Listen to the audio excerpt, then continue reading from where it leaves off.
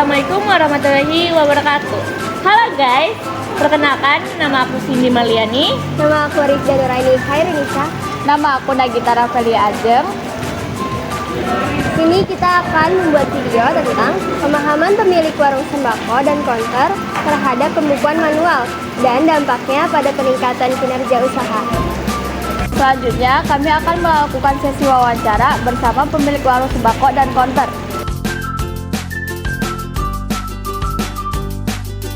Kami dari kampus T ingin mewawancara Ibu. Ini dengan Ibu siapa? Ibu Angel. Ibu Angel. Nah, kami ingin mempertanyakan tentang pembukuan yang ada di warung Ibu. Dan pertanyaannya, mengapa pembukuan penting bagi Ibu dalam mengelola warung? Pembukuan sangat penting karena membantu saya untuk mengetahui kondisi keuangan warung. Pembukuan bisa melihat beberapa keuntungan diperoleh setiap hari, setiap minggu atau setiap bulan. Pembukuan juga membantu membedakan uang pribadi dengan uang usaha sehingga tidak tercampur. Selain itu, catatan keuangan yang rapi memudahkan saya untuk membuat keputusan bisnis yang tepat seperti kapan harus menambah stok dan kapan perlu berhemat. Untuk yang kedua, bagaimana pembukuan membantu mengelola persediaan barang? Dengan mencatat keluar masuknya barang, Ibu bisa mengetahui barang mana saja yang cepat laku, mana yang lambat.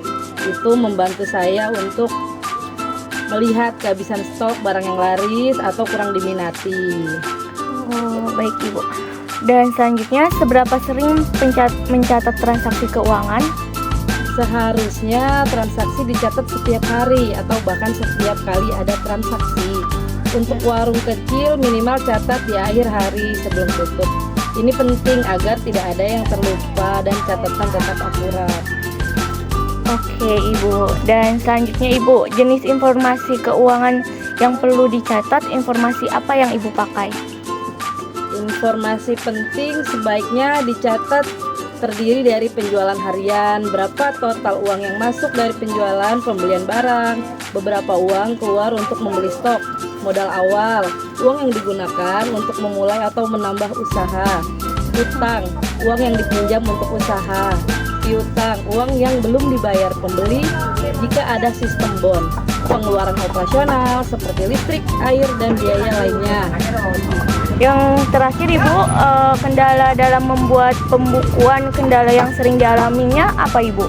Kendala yang sering dialami adalah keterbatasan waktu, yaitu sibuk melayani pembeli, kurang pengetahuan, tidak tahu cara membuat catatan yang benar, malas atau merasa ribet, menganggap pembukuan terlalu merepotkan, tidak ada sistem yang praktis, tercampur dengan uang pribadi atau sulit memisahkan keuangan usaha dan rumah tangga, lupa mencatat terutama untuk transaksi kecil atau saat ramai.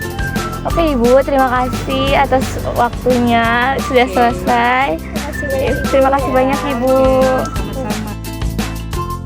Oke, dari wawancara tersebut dapat disimpulkan bahwa pembukuan memiliki peran yang sangat penting dalam membantu Ibu mengelola warung secara lebih tertata dan efisien.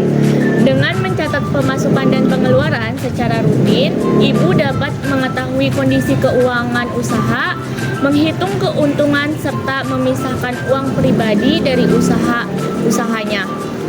Pembukuan juga membantu dalam mengelola stok barang, mencegah kehabisan atau kelebihan barang, serta merencanakan pembelian secara lebih bijak. Idealnya, pencatatan dilakukan setiap hari agar informasi keuangan tetap akurat dan tidak ada yang terlupa. Jenis informasi yang perlu dicatat meliputi penjualan, pembelian, modal, hutang, piutang, pengeluaran, operasional, dan keuntungan bersih. Namun, Ibu yang menghadapi beberapa kendala seperti keterbatasan waktu, kurangnya pengetahuan tentang pembukuan, rasa malas, belum adanya sistem yang praktis, serta kesulitan memisahkan keuangan usaha dengan keuangan pribadi. Oleh karena itu, diperlukan solusi yang sederhana dan mudah diterapkan agar pembukuan bisa dilakukan secara konsisten dan bermanfaat maksimal bagi pengelola warung sembako. Selamat siang Kak. Kita dari mahasiswa STI, kita mau wawancara Kakak. Kakak namanya siapa? Kita mau nanya beberapa pertanyaan. Enggak sih, cuma 5. Yang pertama itu, mengapa sih pembukuan penting bagi Kakak dalam mengelola konten? Biar saya tuh tahu kayak fungsi, terus kayak biar bisa ngatur uang juga, kayak tahu kemana perginya pemasukan atau kemana. Tanya juga ya. Bagaimana sih pembukuan Kakak di sini konter yang membantu Kakak dalam mengelola ini usaha ini? Nah, jadi tuh kayak saya tuh biar tahu juga kayak stok-stok barang kayak perdana, voucher sama aksesoris kayak gitu sih. Jadi kayak mana yang laku, mana yang enggak tuh bisa saya tahu gitu. Oke. Terus seberapa sering Kakak nyatet transaksi keuangan? Kalau itu mah pastinya setiap hari sih, cuma karena kalau lagi sibuk ya mungkin besokannya gitu. Saya emang dicatat aja malamnya, besoknya baru direkam. Jenis informasi keuangan apa yang biasanya Kakak catat? Kayak jual, kayak penjualan pulsa, kayak gitu, kayak misalnya modal barangnya berapa, kayak gitu, ntar kita harus jualnya berapa, kayak stok kartunya, kayak gitu aja sih, paling kayak piutang kayak pelanggan, kayak gitu. Terakhir Kak, apa sih kendala yang Kakak alami dalam pembuatan pembukuan itu? Kadang kalau lupa nyatet sih, jadi malah kayak ricuh malahan kalau lupa nyatet gitu, kayak kemarin untungnya berapa ya, kayak pengeluaran berapa, kayak gitu aja. Terima kasih banyak Kak waktunya. Dari wawancara tersebut, bisa disimpulkan bahwa pembukuan sangat membantu kakaknya dalam mengelola usaha konternya. Dengan mencatat keuangan, kakaknya bisa mengetahui apakah usaha tersebut itu untung atau rugi, lalu bisa mengatur keuangan dengan lebih baik, serta melacak kemana saja uang untuk masuk dan keluarnya.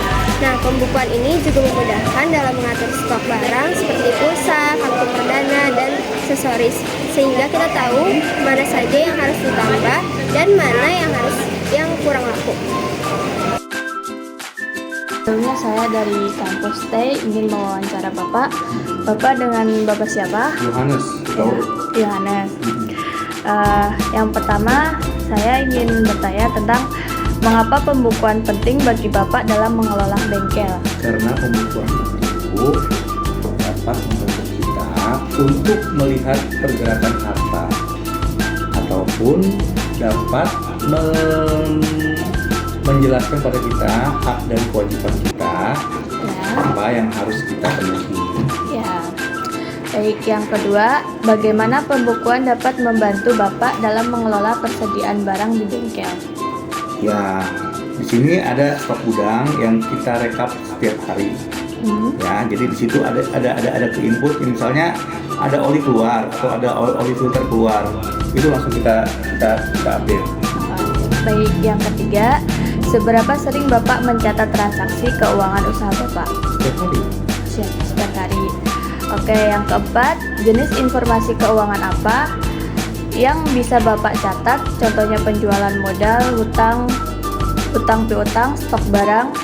Nah, itu untuk Bapak memakai yang mana? Semuanya.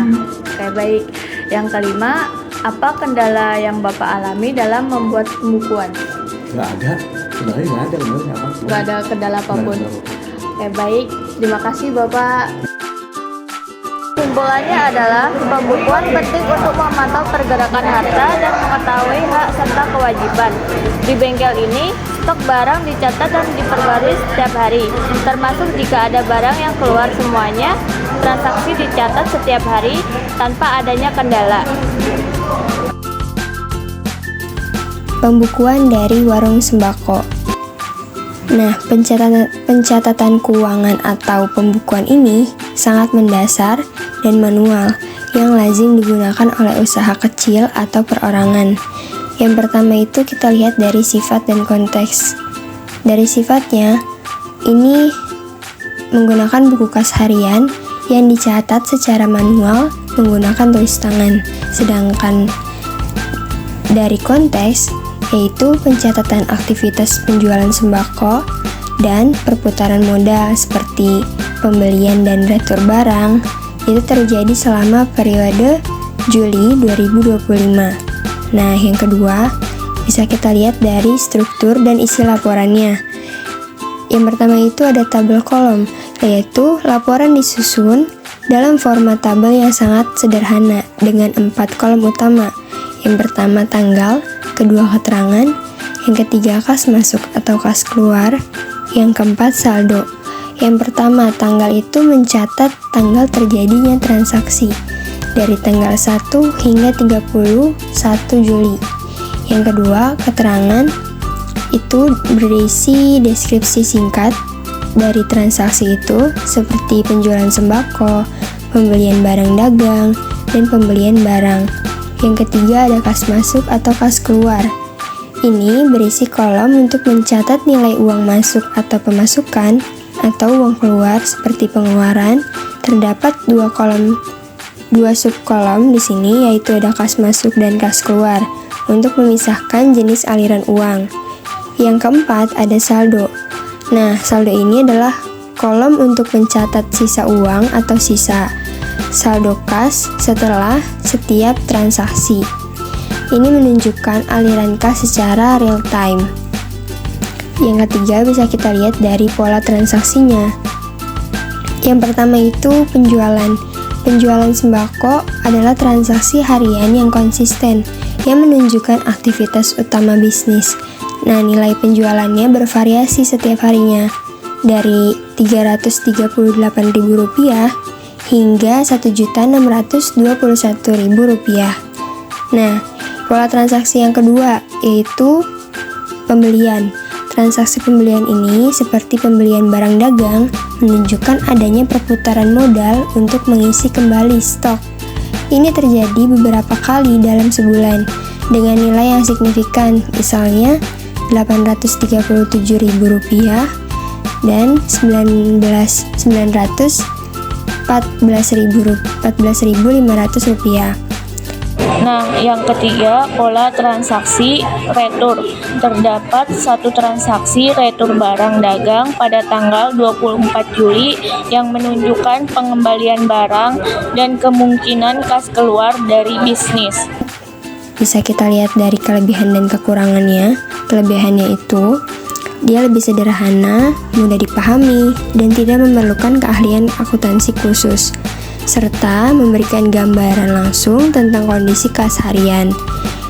Sedangkan dengan kekurangannya, itu rentan terhadap kesalahan perhitungan manual, sulit untuk dianalisis lebih lanjut karena datanya tidak terstruktur secara digital dan beresiko hilang atau rusak karena berbentuk fisik. Setelah pembukuan dari sembako sudah selesai kita jelaskan, kita akan menjelaskan yang kedua, yaitu dari pembukuan laporan harian Jawa Sel pada tanggal 30 Juli 2025. Nah, pembukuan ini mencerminkan pembukuan yang lebih modern, terstruktur, dan kemungkinan besar dibuat menggunakan aplikasi atau spreadsheet. Yang pertama itu, kita bisa lihat dari sifat dan konteks. Seperti yang sudah kita bahas tadi di awal, yaitu sifatnya, laporan ini merekapitulasi harian yang dibuat secara digital. Sedangkan secara konteks, merupakan ringkasan aktivitas keuangan sebuah konter pulsa atau telepon yang bernama Jawa Sel pada satu hari tertentu, yaitu pada tanggal 30 Juli 2025. Nah, yang kedua bisa kita lihat dari struktur dan isi laporannya. Di sini kategorinya jelas. Laporan pembukuan ini dibagi menjadi beberapa kategori utama yang terperinci. Yang pertama ada uang yang kemarin, saldo kas yang dari hari sebelumnya itu tertera sebesar 1.135.000 yang didapat dari perhitungan kompleks. Yang kedua, berasal dari penerimaan atau uang masuk. Ini berisi daftar total penerimaan dari berbagai sumber seperti transfer bank, yaitu Permata, pembayaran digital dari Dana, GoPay, dan OVO, dan juga yang lainnya. Ini menunjukkan beragamnya metode pembayaran yang diterima. Berikutnya, yaitu total dari penerimaan yang sudah diterima. Jadi, total keseluruhan penerimaannya adalah Rp81.497.000. Berikutnya, ada pengeluaran, berisi daftar total pengeluaran untuk berbagai pos seperti setoran, parkir, dan pembayaran kepada pihak lain, yaitu Sahabat Konter, Indosat, Telkomsel, dan MPI. Nah, total pengeluarannya itu seluruh pengeluaran yang ada sebesar Rp75.662.000. Berikutnya, yaitu kita akan menghitung selisih antara total penerimaan dan total pengeluaran. Yang sudah dijelaskan tadi bahwa total penerimaannya itu sebesar Rp81.497.000 dan total penerimaan itu dikurang dengan total pengeluaran sebesar Rp75.662.000 menghasilkan Rp5.835.000. Nah, angka yang dalam kurung itu sebesar Rp7.950.000 mungkin adalah kas fisik yang dihitung di akhir hari. Nah, jadi selisih perhitungan khususnya yaitu Rp2.115.000 ditambah Rp248.000 menghasilkan Rp2.363.000 yang bisa jadi merupakan selisih antara kas fisik dan perhitungan laporan atau perhitungan kas yang berbeda. Nah, angka ini mungkin menunjukkan adanya ketidakcocokan dalam laporan. Jadi, total uang semuanya itu ada di perhitungan saldo akhir sebesar Rp1.135.000 saldo kemarin ditambah kas hari ini Rp7.950.000 menghasilkan Rp9.085.000. Nah, jadi baris perhitungan terakhir itu yang memungkinkan menunjukkan rekonsiliasi atau verifikasi akhir dari laporan, yaitu dari Rp1.513.000 ditambah Rp263.000 menghasilkan Rp1.776.000 dikurang Rp1 juta lalu menghasilkan Rp776.000. Yang ketiga, kita bisa lihat dari segi pola transaksinya, yaitu ada dari volume dan komposisi dan diverifikasi. Dari volume dan komposisi, yaitu nilai transaksi yang sangat besar, mencapai puluhan juta rupiah, menunjukkan volume bisnis yang lebih tinggi dibanding gambar. Yang pertama, yaitu gambar pembukuan pada usaha warung sembako, dan yang kedua itu diversifikasi. Transaksi penerimaan barang dan pengeluaran sangat bervariasi, nah mencakup bank, e-wallet, hingga mitra bisnis lainnya. Ini menunjukkan sistem keuangan yang lebih terintegrasi dan modern. Nah, yang keempat bisa kita lihat dari kelebihan dan kekurangan. Kelebihannya lebih terstruktur, akurat jika menggunakan rumus otomatis, mudah dianalisis, dan memberikan gambaran komprehensif tentang kondisi keuangan harian. Nah, ini dapat mempermudah rekonsiliasi dan audit. Sedangkan dari segi keuangannya, memerlukan perangkat lunak atau keahlian dasar menggunakan spreadsheet. Jika tidak dengan hati-hati, kesalahan rumus bisa menyebabkan data yang tidak akurat. Tuh, di sini ada namanya kan, ini kan laba rugi nih. Ini ada, ini kalau bengkel begini, jasa, ini spare part, ini bahan, ini kalau dijual nota kontan, kalau ada beli kontan ini yang tercatat di sini kan, ini kan hanya secara Excel aja, sumarinya doang, ini per tanggal. Iya, Pak. Ya, ini kan per tanggal nih, sampai tanggal 31. Jadi semuanya ini terekam dalam satu lajur. Ya. Laporan laba rugi tuh. Ini tadi, ini kan di sini kan yang namanya penjualan, oke? Iya. Ini stok terakhir, ini stok pembelian. Ini adalah stok terakhirnya untuk pembelian plus stok terakhir. Oke. Ini pengurangan jadilah labanya segini. Oke, ini juga untuk olinya sama. Diperoleh laba kotornya segini. Oke, laba kotor segitu. Ini total laba kotornya per tanggal 2 kemarin. Oke, per tanggal 2 kemarin ini aktivitasnya begini. Oke, apakah biaya penjualan yang ada? Ada komisi, tip kerja, segala macem apa gitu.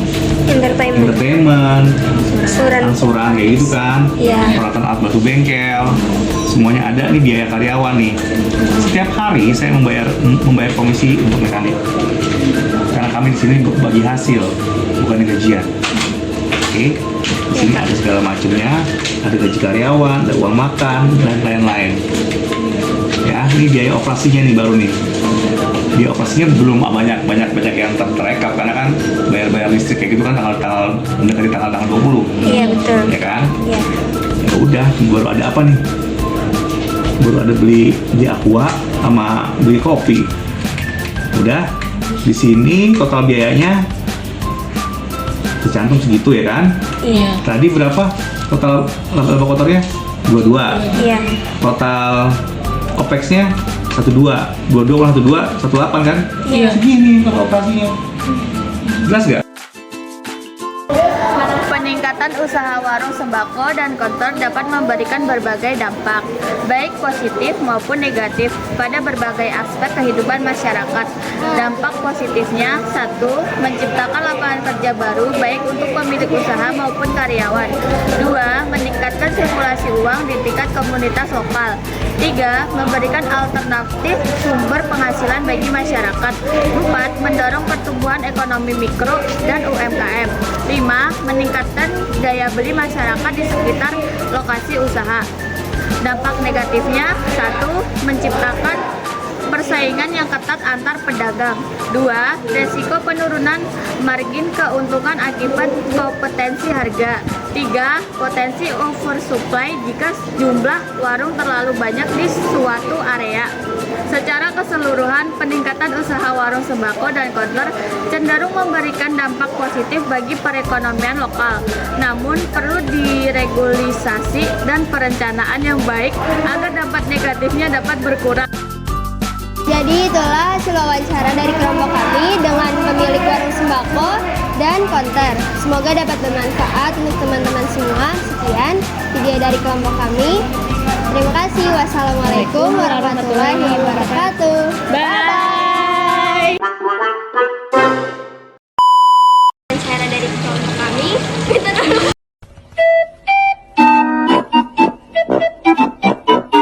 Puan memiliki peran yang sangat salah. Lupa, sumpah lupa. Maaf.